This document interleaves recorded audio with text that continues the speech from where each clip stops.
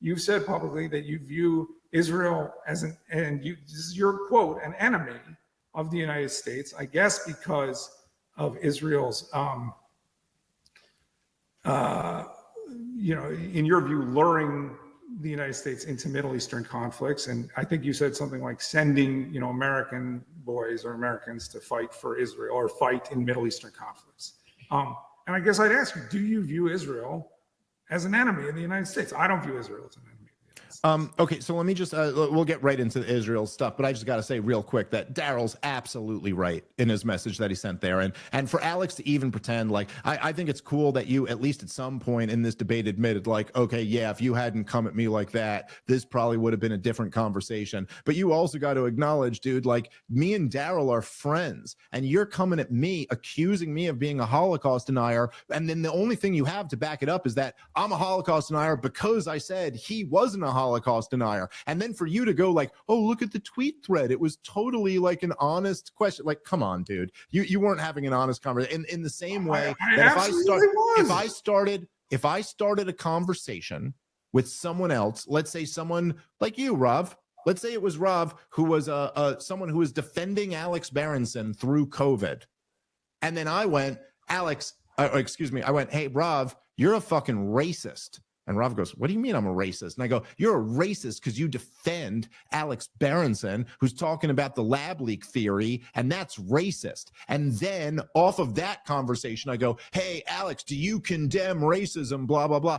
This isn't a good faith conversation anymore. And let me tell you something, as someone who knows Daryl Cooper very well, and as somebody, like, as I said about myself, Alex, this could have gone a totally different way. We could have had like a really productive and honest conversation about this, but Daryl's right and you're wrong. And that's my official position on all of that stuff. Anyway, moving on. I don't know, like you're quoting me saying Israel's an enemy. What did I say exactly? I think it was at a Young Libertarians conference. You said, Bibi Netanyahu. I remember yes. What I said now. What I said is that I was talking to the audience of what was once Students for Ron Paul after his presidential campaign that got turned into Young Americans for Liberty, a great organization who I just love to death. But as a Ron Paulian libertarian, but what I said to them was anyone who's advocating for a regime change war in Iran is your enemy. And if that's Benjamin Netanyahu, then he's your enemy too. So if that's, again, I wasn't saying this in a sense of like they're an official government declaration of they're an enemy. I don't want to be enemies with anybody. I think we should trade with nations and have good relations with nations. I don't believe in sanctions against Israel or Iran or Gaza or anything like that. I'm George Washington foreign policy. I think we should be a city on a hill and be friends with everyone and stay out of entangling alliances. So is Israel an enemy? I mean, it depends what you mean by the term. Like, has Israel, very more specifically, has Benjamin Netanyahu and the Likud party been joined at the hip with the neoconservatives who your old correspondents helped sell the war in Iraq for? Yeah. And I think all of those people have been like, I just can't even overstate what a catastrophe all of their influence has been for the United States of America. So yeah, I stand by that, but I don't know exactly what you mean by is Israel an enemy? Well, okay.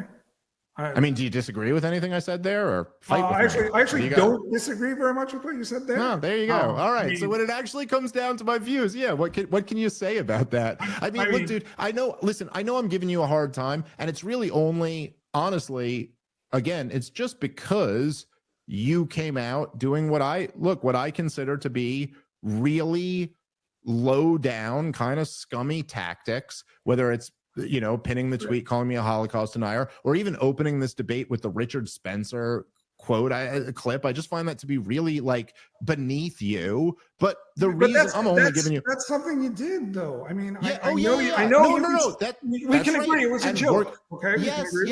Yes. No, it's something I did. And working with Judith Miller and Michael Gordon is something you did. No. I never made Holocaust jokes to Judith Miller. I never. even spoke Oh, no, to no, no, no, those no, guys. no, no. I'm so sorry, Alex. I wasn't suggesting you made a joke to Judith Miller. I'm suggesting that Judith Miller, literally, I don't know, Rob, you're young for this. I don't know if people can appreciate how important the New York Times was in 2002 and 2003 and how they ran front page stories about Saddam Hussein's nuclear secret sites and how full of shit they were. Go watch, if nobody's watched, by the way, someone whose politics I really disagree with, Jon Stewart, just eviscerating Judith Miller. Man, when that's one of the most beautiful things. It's how you guys think I want to defend Judith Miller? No, that's the point. Of course, you can't possibly. How would you? Her source was Chalabi. How would you possibly defend Judith Miller? No one can defend Judith Miller. Even Judith Miller can't defend Judith Miller. The New York Times had to, The New York Times had to apologize for Judith Miller, like officially. My point is that when you worked for an organization that led the country into a war that slaughtered 1 million people and you didn't resign and you didn't speak up about it, you don't really get to accuse other people of having problematic associations. You're giving. That's my point. Dave, you're giving the New York Times much too much credit. No. You're wrong. Nah, dude, you're wrong. Try to downplay it all you want to, but for people in the internet age now that none of that shit matters at all, people may not remember. But the New York Times absolutely led the news cycle, man. And back then there wasn't really internet news and podcasts and all this stuff like there is now. And when the New York Times put on their front page that the U.S. has good information that Saddam is building secret nuclear sites, that filtered through Reuters and the Associated Press and NBC and ABC and CBS and all the cable networks. I mean, Alex, you're crazy to downplay the effect that the New York Times had by literally, dude, I mean, it's the most criminal thing that ever happened. They took the neocons guy, the Iranian spy who tricked all of the Israeli spies into, this shit, Alex. Tell me I'm wrong. Tell me I'm wrong about one thing I'm saying. You can't. They published that front page on the New York Times like it was fact. The New York Times itself had to apologize for doing such bullshit propaganda. So don't tell me about my associations from the past, man. Come on, hold on. I've let you talk. If I was ever a part of that organization, I don't feel guilty for a second about making a joke to Richard Spencer. But if I spent a day in the offices that you inhabited for 10 years, I'd still be taking a shower over that. This is not like a Holocaust joke. I just meant like a shower with soap. All right, I got Alex on that. Alex likes Holocaust jokes now. Now they're okay. There you go. How about we get here? That was the moment I broke Alex Berenson, everybody. It was right there. The shower joke is what got him.